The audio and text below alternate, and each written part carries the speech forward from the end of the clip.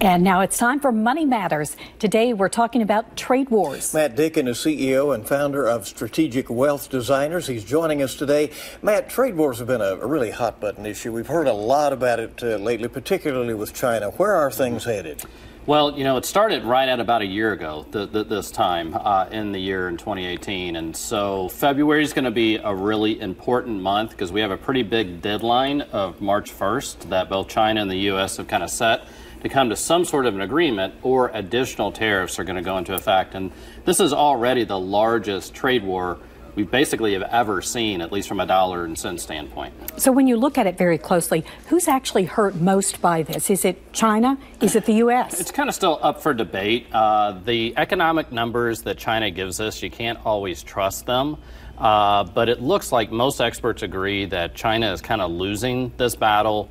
Their economy, depending on what numbers you look at, is down somewhere between 10 and 20% from when the trade war started.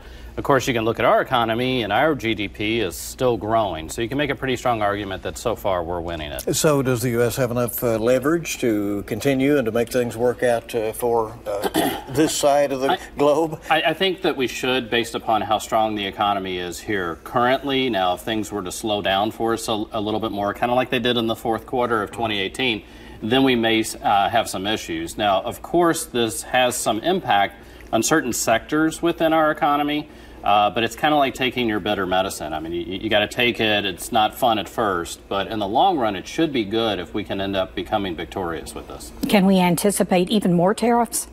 Well, that's what we're talking about right now. We have the deadline of March 1st. Right now, there's about 10% tariffs. They're talking about taking them all the way to 25%. And as you escalate this, if China adds some, then we're going to add more. It could get really ugly. It's in the best interest of both countries to come together, though. Investors are really watching this closely, huh? They are, yeah. It has a big impact. Every time you get a little bit of news, you can see the impact on the stock market. Right. All right, some good information. Thank you very much. And also, we want to thank Matt for joining us today and learn more ways to make your money matter on WKYT.com. If you have something you want us to discuss, send an email to news@WKYT.com. We'll talk about it here.